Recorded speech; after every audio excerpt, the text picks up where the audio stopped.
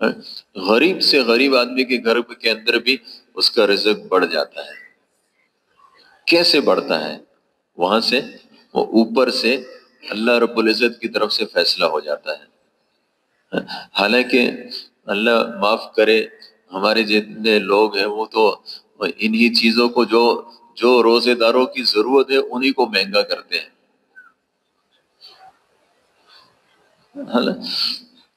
ہمارے بہت سارے جو ساتھی ہیں یہ کہتے ہیں کہ جی ہم کیا کریں، جو چھوٹی دکانوں والے ہوتے ہیں وہ کہتے ہیں ہم کیا کریں، کھجور ہے اب پہلے سستی آ رہی تھی اب مہنگی آ رہی تو ہم کیا کریں؟ ہاں، تو دیکھیں جو بھی مہنگائی کر رہا ہے وہ اس کا اللہ کے ساتھ معاملہ، اور یقینی بات ہے کہ اللہ کی طرف سے ان کی پکڑ تو آئے گی۔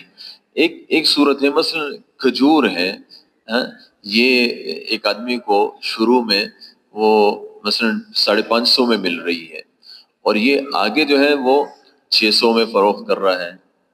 چھوٹا دکاندار 50 روپے کما رہا ہے مثال کے طور پر۔ اب اس کے بعد کیا ہوا کہ جو ہے رمضان آیا تو جو پیچھے سے آڑتی وغیرہ ہے بڑے ہیں انہوں نے کیا کیا، مہنگا کر دیا۔ اب وہ کیا کر رہے ہیں، اسی 550 والی چیز کو 600 میں بھیج رہے ہیں۔ اب یہ چھوٹا دکاندار کہتا ہے کہ جی میں کیا کروں، پیچھے سے مہنگا ہو گیا۔ اب پہلے یہ 50 روپے کماتا تھا نا، اب بھی یہ 50 روپے۔ ایک صورت تو یہ ہے کہ یہ ایسا کرے کہ بھی روزہ داروں کو مجھ سے فائدہ پہنچے، پہلے 50 کماتا تھا اب 25 کمائے، یعنی پہلے جو ہے نا وہ 550 میں خرید کے 600 میں فروخت کرتا تھا، اب 600 میں خرید کے 625 میں فروخت کریں۔ اس کو اجر ملے گا کہ بھئی اس نے کیا کیا، مسلمانوں کے اوپر وسعت کی۔ اگر ایک آدمی ایسے نہیں کر سکتا تو پہلے بھی 50 کماتا تھا، اب بھی یہ 50 کمائے، 600 میں خرید کے 650 میں فروخت کر دیں۔ ہم یہ کہتے ہیں کہ جی سیزن تو میرا بھی ہے نا، تو 600 میں خرید کے 675 میں یا 700 میں، تو یہ جو اتنی مہنگائی ہے وہ تو چھوٹے دکاندار بھی کرتے ہیں۔ یہ تو اللہ کا احسان ہے کہ چاہے جو کچھ بھی یہ کرے، جو ہمارے پیغمبر نے فرمایا وہ حق ہے، ہر ہر ہر ہر مسلمان کا رزق اللہ بڑھا دیتے ہیں۔ پھر میرے محترم دوستو، یہ جو رمضان ہے یہ سیزن ہے نیکیوں کا۔ ہم نے یہ باقی چیزوں کا سیزن نہیں ہے، یہ باقی چیزوں کا سیزن تو ہم نے اس کو بنایا۔ مثال کے طور نہ تو یہ کوئی کپڑوں کا سیزن ہے، نہ یہ کوئی جو ہے وہ چپلوں کا سیزن ہے، نہ یہ کسی اور چیز کا سیزن ہے۔ یہ چیزیں تو آگے ایک عید آئی، عید الفطر ہے نا، تو اس کی وجہ سے جی عید کے اندر نئے کپڑے، عید کے اندر جو ہے وہ یہ اور وہ اس چیز میں لگ گئے۔ اب اس چیز کے وہ جو قیمتی وقت تھا جو اللہ نے دیا تھا رمضان اپنی آخرت کو بنانے کے لیے، وہی رمضان ہمارے بازاروں کی نظر ہو جاتا ہے۔ جتنا عید قریب آتی ہے روزے ہی میں دوڑ رہے ہیں۔ اچھا، دوسری بات یہ ہے کہ رمضان نیکیوں کا سیزن ہے، لیکن جیسی رمضان شروع ہوتا ہے سناٹا چھا جاتا ہے کہ بھئی کیا ہوا۔ اس وقت تو تمہیں اور اعمال میں چستی کرنی چاہیے، نیکیاں کماؤ۔ نفل کا اجر فرض کے برابر، اور فرض کا اجر 70 فرضوں کے برابر۔ ایسے اللہ کی کریم ذات۔ تو اس رمضان کے اندر تو ایسے ہونا چاہیے کہ ہر مسلمان اس میں حریص ہو کہ اس کی نیکیاں کیسے زیادہ ہوگی۔ اب کیسے نیکیاں زیادہ ہوگی، اس کے لیے حضور پاک علیہ الصلوۃ والسلام نے فرمایا من صام یوما فی سبیل اللہ، فرمایا جس نے ایک بھی روزہ اللہ کے راستے میں رکھا، جس نے ایک بھی روزہ اللہ کے راستے میں رکھا، بعیدت منہ النار مسیرۃ مئۃ عام، فرمایا اس سے جہنم کو 100 سال کے فاصلے پر دور کر دیا جائے گا۔ اچھا، ایک حدیث میں آتا ہے کہ یہ جو 100 سال کا فاصلہ ہے نا، اس کا مطلب وہ نہیں ہے کہ بھئی جو ہے وہ پیدل چلنے والے کا 100 سال میں نہیں، ایک تیز رفتار گھوڑا 100 سال تک دوڑتا رہے، اور دوڑتے دوڑتے دوڑتے 100 سال میں جتنا فاصلہ طے کرے گا، اس کے بقدر جہنم کی آگ کو اس آدمی سے دور کر دیا جائے گا۔ اور ایک اور حدیث میں آتا ہے کہ فرمایا من صام یومن فی سبیل اللہ من غیر الفریضہ، جو آدمی اللہ کے راستے میں فرض کے علاوہ کوئی روزہ رکھے، اس سے جہنم کو 100 سال کے فاصلے پر دور کیا جائے گا۔ اب آپ خود سوچیں، جب نفلی روزے کا یہ اجر ہے تو آدمی جو فرض روزہ اللہ کے راستے میں رکھے گا وہ کتنے فاصلے پر جہنم سے دور کیا جائے گا۔ تو یہ رمضان وہ گھروں میں بیٹھنے کا مہینہ نہیں ہے، رمضان تو اللہ کے راستے میں نکلنے کا مہینہ ہے، اللہ رب العزت کو اپنی نیکیاں دکھانا ہے۔ اور اس میں اچھا اب آپ خود سوچیں، عید جو ہے نا کیا ہے، ہمارے لیے ایک بہت بڑی رکاوٹ ہوتی ہے کہ جی اب میں اگر نکلوں گا تو میری عید باہر آ جائے گی۔ حالانکہ حضور پاک علیہ الصلوۃ والسلام کے زمانے میں کیا ہوتا تھا، آپ صلی اللہ علیہ وسلم عید کی نماز کے لیے نکلتے تھے اور پتہ چلتا تھا کہ بھئی جو ہے نا کیا ہے فلاں جگہ جماعت بھیجنے کی ضرورت ہے، وہیں سے لشکر کو بھیج دیتے تھے، آتے تھے عید کی نماز پڑھنے کے لیے اور وہیں سے آپ صلی اللہ علیہ وسلم نے تشکیل کر دی، جاؤ فلاں جگہ، وہاں چلے گئے۔ تو ان کے ہاں عید رکاوٹ نہیں تھی، یہ عید کو رکاوٹ بنایا ہم لوگوں نے۔ یہ عید یہ جو رمضان ہے یہ تو سیزن ہے نیکیوں کا۔ پھر دوسری بات یہ ہے کہ رمضان کے اندر اللہ رب العزت کی امت کی طرف توجہ بڑھ جاتی ہے، اللہ سے مانگا جائے، خوب اللہ سے گڑ گڑا کر انسان مانگے، اللہ سے اپنا تعلق بنائے۔ روزے دار کی افطار کے دوران جب یہ دعا کرتا ہے، فرشتے اس پر آمین کہتے ہیں۔ تو میرے محترم دوستو، اچھا اسی طریقے سے پھر روزے کے اندر، رمضان کے اندر جو عمل شروع کیا جاتا ہے اس کی پورے سال توفیق ملتی ہے۔ اب ہونا یہ چاہیے کہ رمضان کے اندر ہماری مسجدوں کے اندر خوب جو ہے نا اعمال ہو، یہ جو 2.5 گھنٹے ہیں یہ غیر رمضان کے اندر ہو، رمضان کے اندر 2.5 گھنٹے سے زیادہ وقت مسجدوں کو دیا جائے، رمضان کے اندر 2.5 گھنٹے سے زیادہ گشتوں کو ہم وقت دیں، گشت کا اجر بھی زیادہ ہے، رمضان کے گشت کا اجر غیر رمضان سے زیادہ ہے، رمضان کے اندر وقت لگانے کا اجر غیر رمضان سے زیادہ ہے۔ ایک ایک آدمی پر محنت کرے، ایک ایک آدمی کو اللہ کے راستے میں ہم تیار کریں۔ پھر اس کے بعد جب ایک آدمی تھوڑی سی کوشش کرتا ہے اور تھوڑی سی اللہ کے سامنے طلب دکھاتا ہے، اللہ کے ہاں سب سے قیمتی چیز وہ ہدایت ہے، اللہ رب العزت اس کو ہدایت سے نواز دیتے ہیں۔ اور ہدایت اتنی قیمتی چیز ہے کہ ہم ہر نماز کے اندر اور ہر نماز کی ہر رکعت کے اندر دعا کرتے ہیں، اہدنا الصراط المستقیم، اے اللہ مجھے سیدھے راستے کی ہدایت دے۔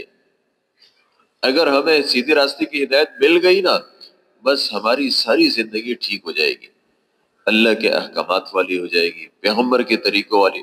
اس کے لیے جو ہماری نمازیں ہیں نا، اس کو بھی ہمیں درست کرنے کی ضرورت ہے۔ ہم نماز تو پڑھتے ہیں لیکن اللہ فرماتے ہیں اقیم الصلاۃ لذکری، فرمایا نماز کو میری یاد کے لیے قائم کرو۔ اب ہم سوچیں کہ میری نماز میں اللہ کی یاد ہوتی بھی ہے کہ نہیں؟ آدمی عام طور پر جو دھوکہ کھاتا ہے نا، وہ اس وجہ سے کھاتا ہے کہ فرمایا، عربی کا مقولہ ہے المرء یقیس علی نفسہ، انسان اپنے اوپر قیاس کرتا ہے۔ اب میں ایک ہی وقت میں ایک ہی آدمی کی بات سن سکتا ہوں اور اسی ایک آدمی کی طرف متوجہ ہو سکتا ہوں، لیکن ایک ہی وقت میں 2-3 آدمی بولنا شروع کرے تو بڑا مشکل۔ اللہ رب العزت کی ذات ایسی نہیں ہے، لیس کمثلہ شیء، فرمایا اس کی مثل کچھ بھی نہیں. ایک ہی اگر دنیا کے اندر 2 ارب مسلمان ہیں اور یہ 2 ارب مسلمان ایک ہی وقت میں اللہ کی طرف متوجہ ہیں، اللہ سے مانگ رہے ہیں، تو اللہ رب العزت ان سب کی سنتے بھی ہے، سمجھتے بھی ہے، اور اس پر قادر ہے کہ ان سب کے جتنے مسائل ہیں ان سب کو حل کرے. کیا فرمایا؟ فرمایا اللہ الصمد، اللہ صمد ہے. صمد کا مطلب کیا ہے؟ جس کی طرف ہر آدمی کی ساری حاجتیں اور ساری حاجتوں کا حل اسی کے پاس ہو، لیکن اس کا کوئی مسئلہ کسی کے پاس بھی اٹکا ہوا نہ ہو. اللہ رب العزت، اللہ کی ذات ایسی ہے کہ ہر انسان کے سارے مسائل اس کا بننا اللہ کے پاس ہے، اللہ سے بنیں گے، اور اللہ رب العزت کا کوئی مسئلہ ہے ہی نہیں، نہ اس کا کسی سے تعلق. تو اس لیے اب ہمیں سوچنا چاہیے کہ اچھا ہوتا کیا ہے. اب اگر کسی کو پتہ چل جائے کہ جو فلاں ہے نا، یہ میرے آگے پیچھے جو ہو رہا ہے اس لیے ہو رہا ہے کہ اس کا مجھ سے فلاں مسئلہ اٹکا ہوا ہے، تو وہ نخرے دکھانا شروع کر دیتا ہے. اللہ کی ذات ایسی نہیں. اللہ کو پتہ ہے کہ اس بندے کے سارے مسئلے مجھ سے اٹکے ہوئے ہیں، اور یہ جب بندہ اللہ کے سامنے کھڑا ہوتا ہے نا اور اللہ کو کہتا ہے الحمدللہ رب العالمین، اللہ مکمل متوجہ ہوتے ہیں. 2 ارب انسان، 2 ارب مسلمان یہ ایک ہی وقت میں کہتے ہیں الحمدللہ رب العالمین. اللہ رب العزت ان سب کو ایک ہی وقت میں الگ الگ جواب دے سکتے ہیں اور الگ الگ جواب دیتے ہیں. حمدنی عبدی، میرے بندے نے میری تعریف کی. اب یہ الرحمن الرحیم کہہ رہے ہیں، 2 ارب ایک ہی وقت میں کہہ رہے ہیں، اللہ سب کے سب کا جواب دے رہے ہیں. اللہ ایسے نہیں ہے کہ ایک ہی وقت میں ایک کی طرف متوجہ ہو سکتے، 2 کی طرف نہیں. اللہ سب کی طرف متوجہ. تو میرے محترم دوستو، بھائی اور بزرگوں، اس اللہ کی ہم عبادت کریں اور اس طریقے سے کریں کہ ہمارے سامنے وہ اللہ تو ہماری طرف متوجہ ہو، ہماری سن رہے ہیں، ہمیں جواب دے رہے ہیں، اور ہم اس کی طرف متوجہ نہیں، ہمارے خیالات کہیں اور گھوم رہے ہیں. اس لیے ان نمازوں کو بنایا جائے، اس میں وقت لگائے. اللہم اعنی علی ذکرک و شکرک و حسن عبادتک. حضور پاک علیہ الصلوۃ والسلام نے معاذ ابن جبل رضی اللہ عنہ سے کہا کہ اے معاذ، میں تم سے محبت کرتا ہوں. بات آگے دوسری کہنی ہے لیکن اس کی اہمیت کے لیے اس کو متوجہ کر رہے ہیں. فرمایا اے معاذ، میں تم سے محبت کرتا ہوں. انہوں نے کہا یا رسول اللہ، میں بھی آپ سے محبت کرتا ہوں. فرمایا دیکھو میری بات سنو، کسی فرض نماز کے بعد اس دعا کو مت چھوڑنا، اللہم اعنی علی ذکرک و شکرک و حسن عبادتک. اے اللہ میری مدد فرما اپنے ذکر میں، اپنے شکر میں، اور اچھی طریقے سے اپنی عبادت میں. عبادت میں حسن مطلوب ہے، اچھی طریقے سے نماز پڑھنا، اچھی طریقے سے اللہ کی عبادت کرنا، اچھی طریقے سے روزہ رکھنا، اچھے طریقے سے زکوٰۃ دینا، اچھے طریقے سے اللہ کا حکم پورا کرنا، اچھے طریقے سے ملازمت کرنا. اللہ کے جتنے احکامات ہیں اس میں حسن مطلوب ہے. وہ کیسے ہوگا؟ نماز کے اندر توجہ، نماز کے اندر دھیان، ہر چیز کے اندر دھیان کہ میرا رب مجھے دیکھ رہا ہے اور میرا رب میری طرف متوجہ ہے، فرشتے لکھ رہے ہیں. اس کے لیے بھائی اللہ رب العزت یہ جو رمضان کا مہینہ ہے اس میں قرآن پاک کی تلاوت بھی زیادہ ہو، اور اس کے ساتھ ساتھ اعمال بھی زیادہ ہو، اس کے ساتھ دعوت بھی زیادہ ہو.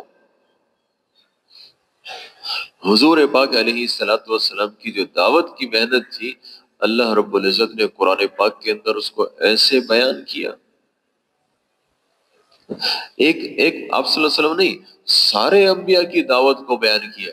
اچھا پھر انبیاء کی بھی ایسے نہیں ہے کہ بھئی وہ کہاں پیدا ہوئے اور کیا کیا، کیا کھاتے تھے، کیا پیتے تھے، کیا پہنتے تھے، یہ چیزیں نہیں. وہ پیغمبر نے اپنی قوم کو کیسے دعوت دی، قوم نے کیا کہا، یعنی ان کے دعوت کے واقعات کیوں بیان کیے؟ اس لیے کہ قرآن پاک دائی امت کی طرف بھیجا گیا۔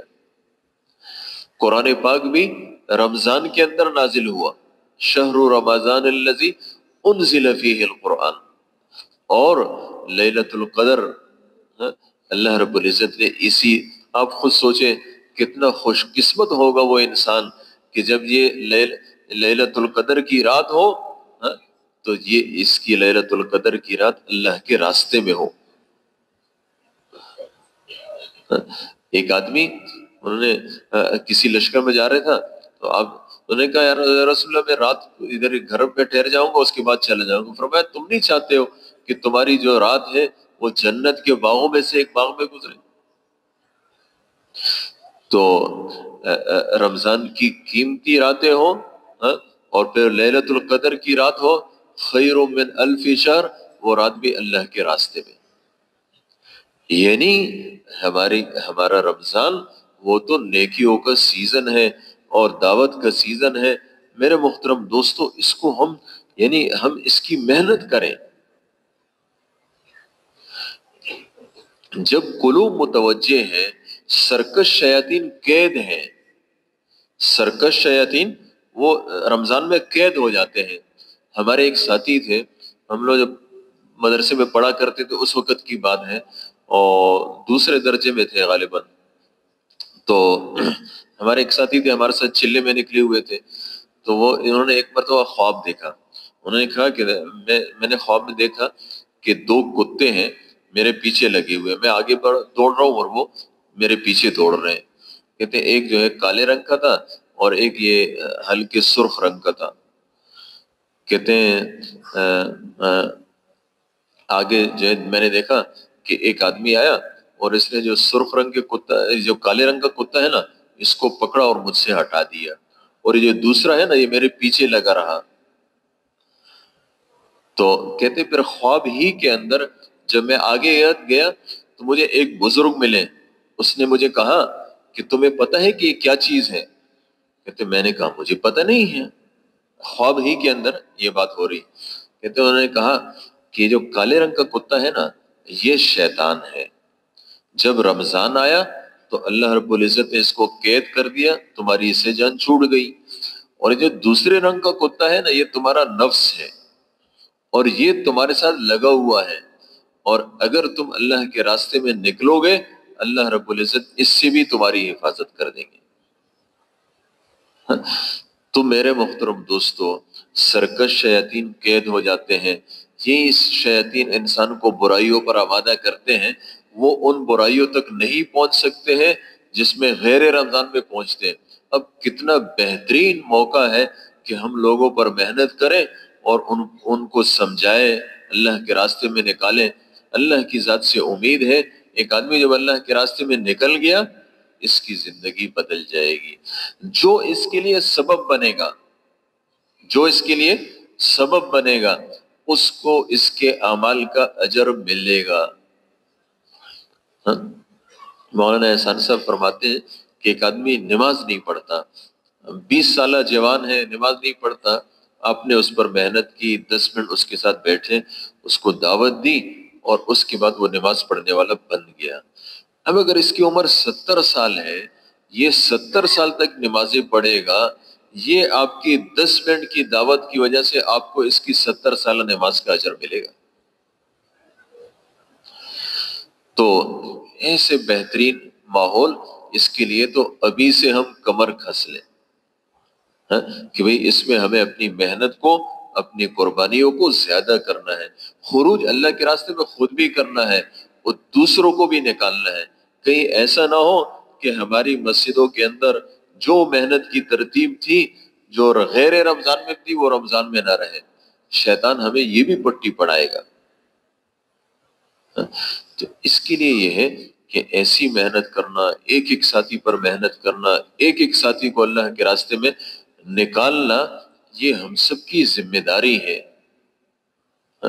اور اس کے ساتھ میرے محترم دوستوں، بھائی اور بزرگوں، یعنی کرنا کس کے لیے ہے؟ ایک اللہ کے لیے۔ اب ہم کسی کو تیار کر رہے ہیں، کیوں؟ ایسے نہیں ہے کہ ہم جو ہے ہم نے پارٹی کو زیادہ کرنا ہے، ہم نے تبلیغ والوں کو زیادہ کرنا ہے، یا اس پر ہمیں کچھ ملنا ہے۔ ملے گا، اور بے شک ملے گا، لیکن اللہ کی ذات کی طرف سے، اور ہمیں کرنا بھی اسی اللہ کے لیے۔ حضور پاک علیہ الصلوۃ والسلام کے بارے میں آتا ہے، فرمایا کان رسول اللہ صلی اللہ علیہ وسلم حریصا علی ہدایت الناس اجمعین۔ آپ صلی اللہ علیہ وسلم حرص کرتے تھے کہ ساری دنیا کے لوگوں کو کیسے ہدایت ملے گی۔ آپ خود سوچے، جب ہم نے کسی پر محنت کی، اس کو اللہ کے راستے میں 4 مہینے کے لیے بھیجا، تیار کیا، اس کا اکرام کیا، اس پر محنت کی، اس کی گشتیں کی، اب جب ہمارے اعمال حضور پاک علیہ الصلوۃ والسلام پر پیش ہوں گے، آپ صلی اللہ علیہ وسلم کو پتہ چلے گا بھی فلاں آدمی ہے، اس نے ایک آدمی کو اللہ کے راستے میں بھیج دیا، حضور پاک علیہ الصلوۃ والسلام اپنے اس امتی سے کتنا خوش ہوں گے۔ جب حضور پاک علیہ الصلوۃ والسلام نے فرمایا فواللہ لأن یہدی اللہ بک رجلا خیر لک من حمر النعام، فرمایا اللہ کی قسم، تمہاری ذریعے سے ایک آدمی کو ہدایت کا مل جانا یہ تمہارے لیے سرخ اونٹوں سے زیادہ بہتر ہے۔ تو اسی لیے اور حضور پاک علیہ الصلوۃ والسلام نے فرمایا طوبی لمن خرج فی سبیل اللہ، فرمایا خوشخبری ہو اس انسان کے لیے جو اللہ کے راستے میں نکلے اور کثرت سے ذکر کرے، فإن له بكل كلمة 70,000 حسنہ، فرمایا اس کو ہر حرف پر 70,000 نیکیاں ملتی ہیں، ہر حرف پر 70,000 نیکیاں ملتی ہیں، کل حسنۃ منہا عشرۃ امثالہا، اس میں سے ہر نیکی 10 گنا ہے۔ 70,000 کو 10 سے ضرب دیں گے تو کتنا بنے گا؟ 7 لاکھ۔ کتنا بنے گا جی؟ اور حضور پاک علیہ الصلوۃ والسلام فرماتے ہیں کہ سبحان اللہ غرس فی الجنہ، سبحان اللہ کہنا جنت کے اندر ایک درخت لگانا ہے۔ آپ سب کہیں سبحان اللہ، سبحان اللہ۔ آپ نے سبحان اللہ کہا نا، آپ سب ماشاءاللہ شب جمعہ میں آئے ہوئے ہیں، اللہ کے راستے میں ہیں، آپ سب کے لیے جنت کے اندر 7 لاکھ درخت لگ گئے۔ اور اگر گھر پہ ہوتے اور یہی سبحان اللہ کہتے تو پھر کتنے درخت لگتے؟ ایک لگتا۔ اگر آپ سے کوئی کہے کہ وہ ایک باغ ہے جس کے اندر ایک درخت ہے اور دوسرا باغ ہے اس میں 7 لاکھ ہے، اور آپ نے کون سا لینا ہے؟ کون 7 لاکھ والے لیں گے جی؟ ابھی تھوڑی دیر میں ہمارے تشکیل والے آ گئے ہیں، یہ اب دیکھیں گے کہ بھئی 7 لاکھ والے کون سے ہیں اور وہ ایک والے کون سے ہیں، تو بس اس وقت پھر اچھا ایک اور مسئلہ ہے، آپ حضرات کے لیے تو 7 لاکھ لگے، لیکن میرے لیے کتنے لگے؟ آپ سب کے لیے جو الگ لگے ہیں نا، ان سب کو جمع کیا جائے، ان سب کا مجموعہ میرے لیے اکیلے لگا۔ کیوں؟ الدال علی الخیر کفاعلہ، فرمایا نیکی کی طرف دعوت دینے والا نیکی کرنے والے کی طرح ہے۔ میرا کوئی کمال نہیں ہے، آپ حضرات بھی اللہ کے راستے میں نکلیں گے اور پتہ نہیں آپ کی وجہ سے کتنے لوگ ہدایت پر آئیں گے، اس لیے کہ رمضان تو سیزن ہی نیکیوں کا ہوگا، سب لوگوں کے دل پھر چکے ہوں گے، آپ کی تھوڑی سی محنت سے ان کی زندگی بدلے گی، وہ پتہ نہیں ساری زندگی میں کتنے اعمال کریں گے، آپ کو اس کو اجر ملے گا۔ پھر ہمیں پتہ چلے گا یہ رمضان مجھے گھر پہ لگانا چاہیے تھا کہ اللہ کے راستے میں لگانا چاہیے تھا۔ اچھا ایک مسئلہ اور بھی ہے، وہ یہ ہے کہ جب آدمی اللہ کے راستے میں نکلتا ہے تو اس کے پیسے لگتے ہیں، ہاں تو اس پر کیا ہوگا؟ فمن نفق یا رسول اللہ، یا رسول اللہ خرچے پر کیا ہوگا؟ تو آپ صلی اللہ علیہ وسلم نے فرمایا النفقۃ علی قدر ذالک، خرچے کا بھی یہی اجر ہے، ایک پر 7 لاکھ ملیں گے، ایک پر 7 لاکھ ملیں گے۔ اللہ ہمیں اس کا یقین نصیب فرمائے۔ ہاں، آج ہمیں جہاں جو ہے تھوڑا بہت یقین آ جاتا ہے نا، جہاں جیسے ہاں، تو وہاں پر کیسے لوگوں نے کتنے لگائے کچھ عرصے پہلے، ہے نا، پیسے بھی گئے، سب کچھ گئے، لیکن کچھ یہ کہا تھا کہ شاید اس سے ڈبل ہو جائیں گے۔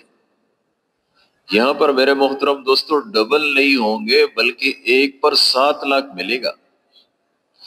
اچھا، اور یہی حدیث عبد الرحمن ابن عوف رضی اللہ عنہ نے معاذ ابن جبل رضی اللہ عنہ کو بیان کی کہ اتنا ملے گا، اور وہ کیا کہتے ہیں؟ کہتے ہیں قل فہمک، تمہاری سمجھ کمزور ہے، یہ 1 پر 7 لاکھ اس کو ملا کرتا ہے جو خود گھر پہ بیٹھا ہو کسی اور پر خرچہ کرے۔ ایک آدمی نے اپنے بھائی کو اللہ کے راستے میں نکالا، اس کو پیسے دیے کہ جاؤ تم اللہ کے راستے میں نکل جاؤ، یہ خود گھر پہ بیٹھا ہوگا، وہ پیسے خرچ کرے گا، اس کو 1 پر 7 لاکھ ملیں گے۔ بھائی پر خرچ کیا، دوست پر خرچ کیا، کسی کو بھی اللہ کے راستے میں نکالا، اس میں جو گھر پہ بیٹھے ہوئے اس کو ایک ایک پر جب وہ خرچ کر رہا ہے اس کو 7 لاکھ کا اجر ہے۔ جو آدمی خود اللہ کے راستے میں نکلے گا اور اس کے بعد خرچ کرے گا، حالانکہ اپنے اوپر ہی کر رہا ہے، فرمایا خبا اللہ لهم من خزائن رحمته ينقطع عنه علم العباد، اللہ نے اپنی رحمت کے خزانوں میں ان کے لیے جو چھپایا ہے اس تک انسانی علم پہنچ ہی نہیں سکتا۔ ہمارا جو علم ہے نا وہ کہیں 49 کروڑ پہ پہنچے گا، ارب خرب پہ پہنچے گا، فیل ہو جائے گا۔ جہاں ہمارا علم فیل ہو جائے گا وہاں سے اللہ اجر دیں گے۔ تو اس کے لیے میرے محترم دوستو، بھائی اور بزرگوں، بہترین وقت ہے اللہ کے راستے میں نکلنے کا، اپنے آپ کو ضائع نہ کریں۔ اور اس کے باوجود کہ ہر ایک کو پتہ ہے کہ موت آنی ہی ہے، اس کے باوجود ہر ایک آدمی اس موت سے بھاگتا ہے۔ قل ان الموت الذی تفرون منہ، فرمایا وہ موت جس سے تم بھاگتے ہو، ہاں، حالانکہ بھاگ نہیں سکتے ہیں۔ یقینی بات ہے کہ موت آئے گی، اور اس کے باوجود آدمی جتنا یہ موت سے بھاگتا ہے، اس موت کے بعد جو زندگی آنے والی ہے اس زندگی کی تیاری انسان کرتا، ہاں، تو یقینی بات ہے کہ وہ زندگی بھی بن جاتی۔ اللہ رب العزت نے قرآن پاک کے اندر انسان کی زندگی کا خلاصہ بیان کیا، فرمایا اعلموا انما الحیات الدنیا لعب ولہو وزینۃ وتفاخر بینکم وتکاثر فی الاموال والاولاد۔ انسان کی زندگی کے ایک مرحلہ انسان کی زندگی کا وہ ہے کھیل کود کا، ہے نا، جس میں اس کو بس کھیل کود سے ہی دلچسپی ہوتی ہے، ہاں، اور اس کے سامنے یہی سب کچھ ہوتا ہے۔ پھر یہ بچپنا نکلتا ہے اور انسان جوانی کی طرف آتا ہے، تو ایک دوسرا مرحلہ شروع ہو جاتا ہے، اس کو کہتے ہیں زیب و زینت کا مرحلہ۔ اس وقت اس کی ساری توجہ ایک زیب و زینت کی طرف ہوتی ہے، ایک تفاخر بینکم، ایک دوسرے پر فخر کرنا، ہاں، میری فلاں چیز زیادہ ہے اور میں یوں ہوں اور میں یوں ہوں، ہاں۔ اور دوسری بات یہ ہے کہ زیب و زینت اور زیب و زینت کے حاصل کرنے کے لیے انسان بے دریغ پیسہ لگاتا ہے۔ اچھا سا اچھا جوڑا، اس کے لیے جتنے پیسے لگ گئے کوئی مسئلہ نہیں، ہاں۔ اچھی سے اچھی گاڑی، ہاں، جس کے اندر ساری کے فل آپشن ہے، ہاں، اس کے حصول میں۔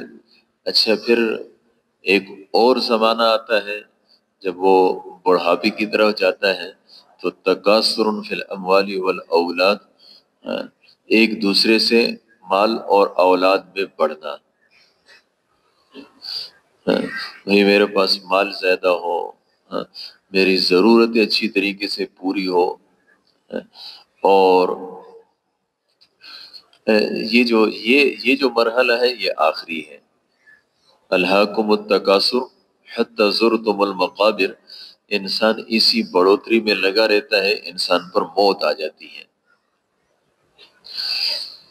یہ جو عموماً گھروں کے اندر اختلافات چلتے ہیں تو اس کی ایک وجہ یہ بھی ہوتی ہے کہ مثال کے طور اس کا جو والد ہے وہ یا تو جوان ہے، زیب و زینت ہے، یا فخر وغیرہ اس کے اندر لگا ہوا ہے، اس کی جو اولاد ہے وہ تو چھوٹی ہے، ان کے اوپر وہ جو کھیل کود کا مرحلہ ہے، اب وہ کھیل کود کو ہی سب کچھ سمجھتے ہیں۔ یہاں اس کے والد کو سمجھ میں آتا ہے کہ بھئی اگر اس نے ساری زندگی ایک کھیل کود میں گزار لی، ہاں، آگے یہ کیا کرے گا، کیسے کمائے گا؟ تو اس کو یہ مارتا بھی ہے، ڈانٹتا بھی ہے، سب کچھ کرتا ہے کہ اگر تم اسی طریقے سے کھیل کود کرو گے تو کیا بنو گے، خراب بنو گے۔ تو اچھا، پھر اس کے بعد جو ہے وہ اس کے ماں باپ جو ہے ایک دوسرے اس میں چلے جاتے ہیں، وہ دوسرے مرحلے کے اندر تکاثر فی الاموال والاولاد، مال اولاد کی زیادتی میں، ہاں، اور یہ جو ہے یہ زیب و زینت میں آ جاتا ہے، یہ جوانی میں آ جاتا ہے اس کا بیٹا۔ اب وہ کہتے ہیں بھی اس میں پیسے مت لگاؤ، اس میں کیا فائدہ، ہاں، اور تم فضول خرچ ہو اور یہ ہے اور وہ ہے، ہاں۔ یہ جو انبیاء کرام علیہم الصلوۃ والسلام ہوا کرتے تھے، ان کے سامنے ایک اور مرحلہ بھی ہوا کرتا تھا۔ چونکہ انبیاء کرام علیہم الصلوۃ والسلام، ہاں، بعض تو ایسے تھے کہ جنہوں نے اللہ کو دیکھا، بعض ایسے تھے کہ موسیٰ علیہ السلام اللہ سے باتیں کی، ہاں، اور جبرائیل علیہ السلام، ہاں، اور فرشتوں سے ملنا، یہ تو انبیاء کرام علیہ۔ پھر اس کے بعد ان کی باتیں وہ ان کے سامنے ایسی مستحضر ہوتی تھی کہ وہ جنت اور جہنم، جنت کی جو عیش و عشرت ہے، وہ جنت کی بہترین زندگی ہے، وہ ان کے سامنے ہوتی تھی، وہ جو جہنم کے عذابات ہیں وہ بھی سامنے ہوتے تھے۔ تو اب وہ جو انبیاء ہوتے تھے وہ یہ چاہتے تھے کہ بھئی میرا کوئی امتی جہنم میں نہ جائے، کوئی ناکام نہ ہو، اس کے لیے وہ محنت کیا کرتے تھے۔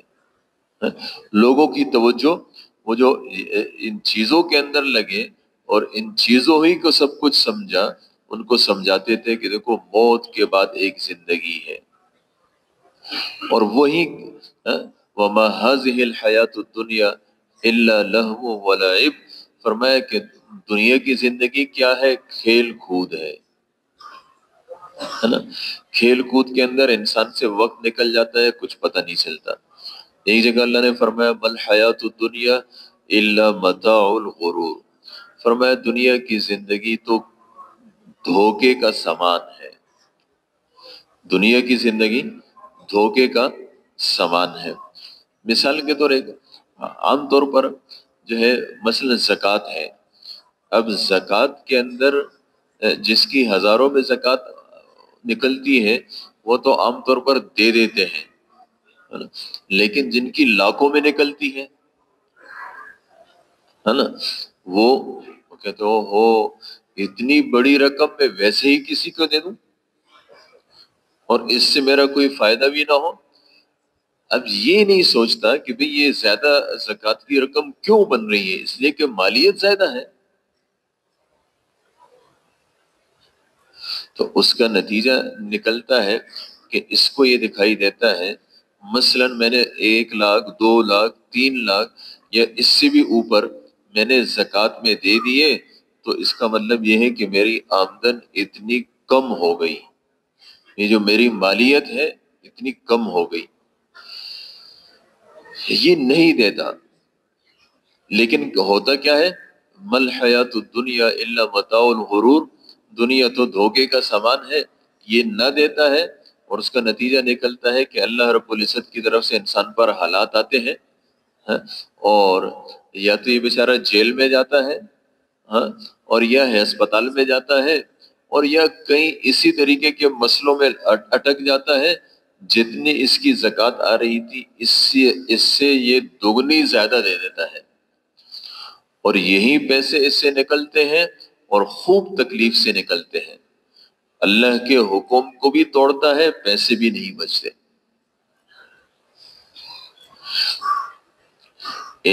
اللہ نے احکامات دیے ہیں.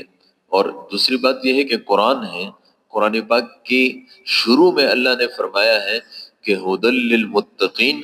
یہ جو کہ قرآن پاک ہے ہدایت ہے متقیوں کے لیے. متقی کون ہے؟ ان کی پہلی نشانی ہے الذین یؤمنون بالغیب، جو اپنی آنکھوں اور مشاہدے پر ایمان نہیں لاتے بلکہ غیب پر. جو اللہ نے ایک حکم دیا، اب اس میں مجھے فائدہ دکھائی دے کہ نقصان دکھائی دے، جب اللہ نے حکم دیا یہ کرو تو مجھے کرنا ہے، اور اگر اللہ نے فرمایا کہ مت کرو تو نہیں کرنا ہے. جو اس پر ایمان، غیب پر ایمان لاتے ہیں، انہی کے لیے قرآن پاک ہدایت ہے. اب ہوتا کیا ہے، مثلا ایک آدمی ہے ملازمت کرتا ہے. اب ملازمت کے اندر یہ رشوت لیتا ہے. اور رشوت کیوں لیتا ہے اس کو سمجھ میں آتی ہے. حضور پاک علیہ الصلوۃ والسلام فرماتے ہیں ان لکل امت فتنہ، ہر امت کے لیے فتنہ ہوتا ہے اور آزمائش کی چیز ہوتی ہے. وفتنۃ امتی المال، اور میری امت کی جس چیز کے ساتھ آزمائش ہوگی وہ مال ہے. تو اب اس کو دکھائی دیتا ہے کہ دیکھو اگر میں نے صرف تنخواہ پر بھروسہ کیا تو وہ تو بہت تھوڑی سی ہے نا، اور اگر میں کچھ رشوت بھی لے لوں تو وہ بہت زیادہ ہو جائے گی. اور پھر اس کے بعد کیا ہوگا، جو میرے مسائل ہوں گے، جو میرے وہ جتنی جو ہے نا حاجات ہوگی وہ بڑی آسانی سے پوری ہوگی. اب رشوت لے لیتا ہے، اللہ کے حکم کو توڑ دیتا ہے. جو اللہ کے حکم کو توڑتا ہے اس پر ایک مصیبت آتی ہے، یہی پیسے اس سے نکلتے ہیں اور اچھی تکلیف سے نکلتے ہیں. اب شیطان اس کو یہ سمجھاتا ہے کہ دیکھو اگر تم نے رشوت نہ لی ہوتی تو آج پھر کیا ہوتا، تمہارے پاس کچھ بھی نہیں ہوتا. یہ اس طرف نہیں سوچتا کہ دیکھو اللہ کیا فرما رہے ہیں وما اصابکم من مصیبت فبما کسبت ایدیکم، تمہیں جو بھی تکلیف پہنچتی ہے تمہارے اپنے ہاتھوں کی کمائی ہے. کیا مطلب کہ اگر میں یہ ایسے نہیں کماتا تو میرے اوپر یہ مصیبت آتی ہی نہیں، ہے نا. اسی طریقے سے یہ ایک چیز نہیں، وہ بھئی میں نے تجارت کی لیکن تجارت کے اندر میں نے دھوکہ دیا، ہے نا. یا اللہ نے قرآن پاک میں فرمایا ویل للمطففین، فرمایا مطففین کے لیے بڑی بربادی ہے.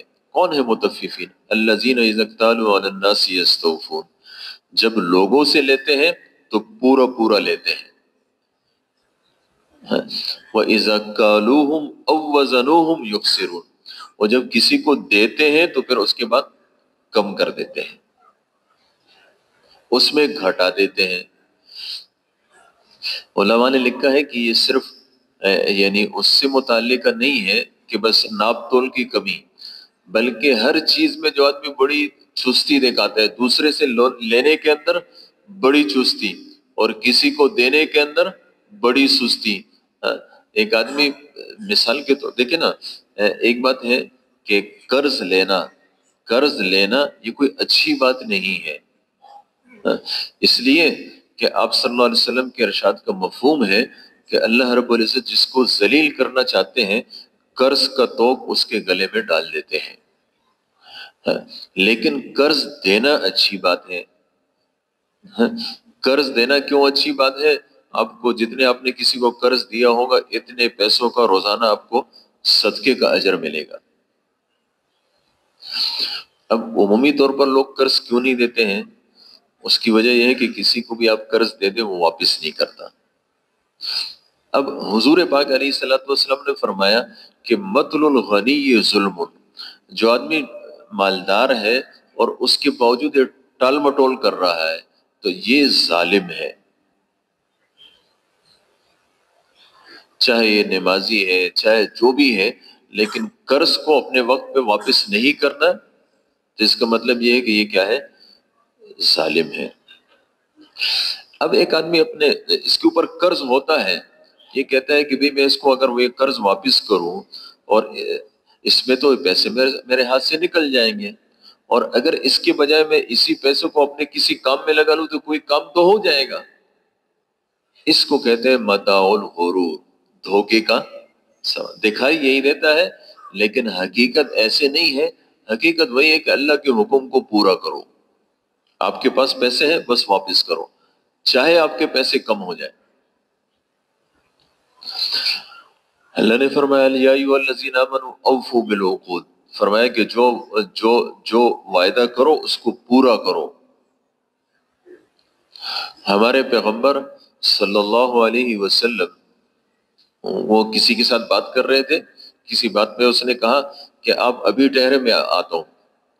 وہ جب نکلا تو وہ بھول ہی گیا، اور حضور پاک علیہ الصلوۃ والسلام چونکہ ان سے وعدہ کر چکے تھے وہی رہے۔ ایک دن گزر گیا، 2 دن گزر گیا، تیسرے دن وہ آدمی ویسے ہی یہیں سے گزرا، دیکھا حضور پاک علیہ الصلوۃ والسلام وہی کھڑے۔ آپ صلی اللہ علیہ وسلم کو اپنی بات کا اتنا پاس ہوتا تھا۔ لا ایمان لمن لا عہد لہ، فرمایا جس کا عہد نہیں، وعدہ نہیں، اس کا ایمان بھی نہیں۔ آج ہم خود سوچیں کہ ہم کتنی باتیں لوگوں سے کرتے ہیں، اور اس کے بعد یعنی آج ہماری بات پر کسی کو اعتماد کیوں نہیں؟ اس لیے کہ ہم اس کی پرواہ نہیں کرتے کہ ہم نے کسی کو کہا بھئی ٹھیک ہے میں کر لوں گا، اس کے بعد پتہ ہی نہیں۔ نہیں، ان سب چیزوں پر پکڑ ہوتی ہے، اور یہی ساری چیزیں دین ہے۔ تو یعنی انبیاء کرام علیہ السلام جو آیا کرتے تھے وہ لوگوں کو بتانے کے لیے آتے تھے کہ دیکھو یہ دنیا جو ہے نا یہ کھیل کود ہے، اور دنیا کی زندگی کوئی بنانے کی چیز نہیں ہے، بنانے کی چیز تو موت کے بعد والی زندگی ہے۔ وَإِنَّ الدَّارَ الْآخِرَةَ لَهِيَ الْحَيَوَانِ، فرمایا زندگی تو ہے ہی آخرت کی۔ اور حضور پاک علیہ الصلوۃ والسلام نے فرمایا کہ اللہم لا عیش الا عیش الآخرہ، فرمایا زندگی وہ آخرت ہی کی زندگی ہے۔ اللہ فرماتے لو کانوا یعلمون، کاش کہ اس بات کو سمجھ جاتے۔ ایک جگہ اللہ رب العزت نے قرآن پاک میں فرمایا یعلمون ظاہرا من الحیات الدنیا، فرمایا یہ دنیا کی ظاہری زندگی کو جانتے ہیں، یہ دنیا کی ظاہری زندگی کو جانتے ہیں، وَهُمْ عَلَى الْآخِرَةِ هُمْ غَافِلُونَ، اور آخرت سے تو یہ بالکل ہی غافل ہے۔ آج ہم خود سوچیں، ہم اپنی دنیا کی زندگی کو بنانے کے لیے کیا کچھ کر رہے ہیں، اور کتنی دوڑ دھوپ کر رہے ہیں۔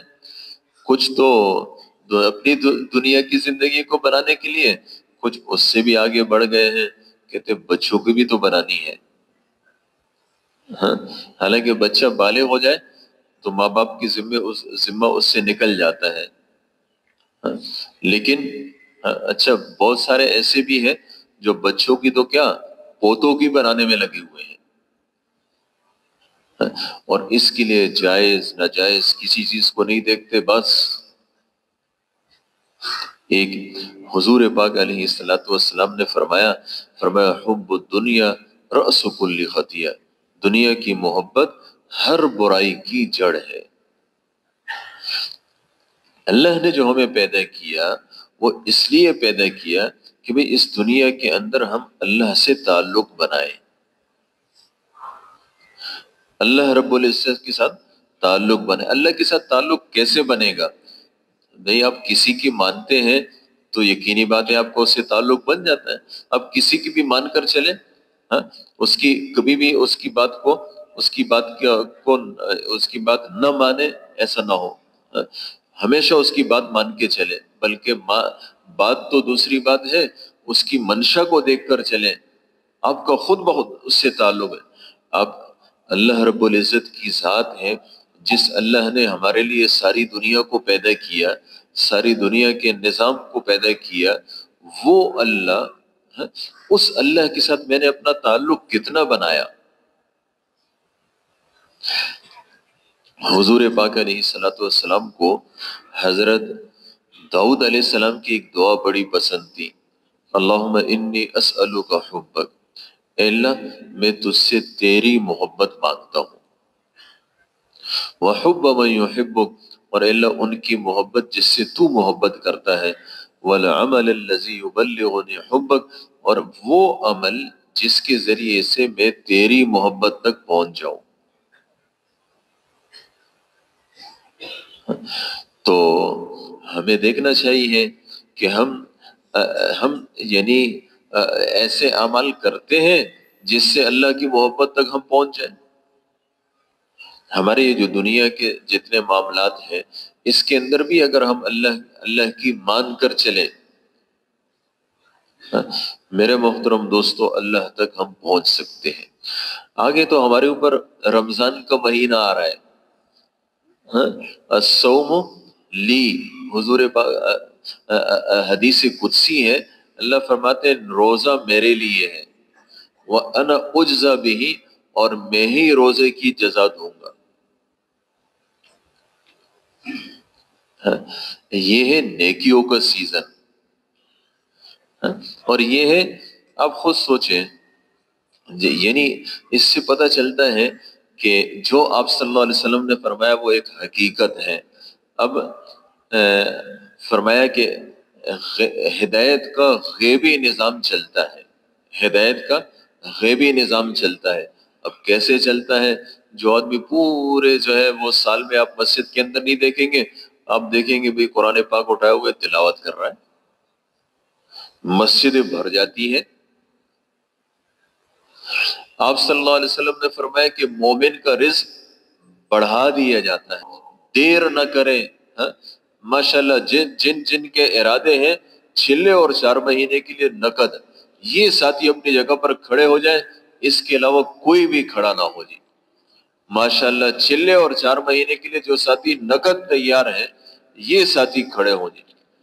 जी भाई, अल्लाह आपको कबूल फरमाए, अल्लाह आपके लिए आसान फरमाए।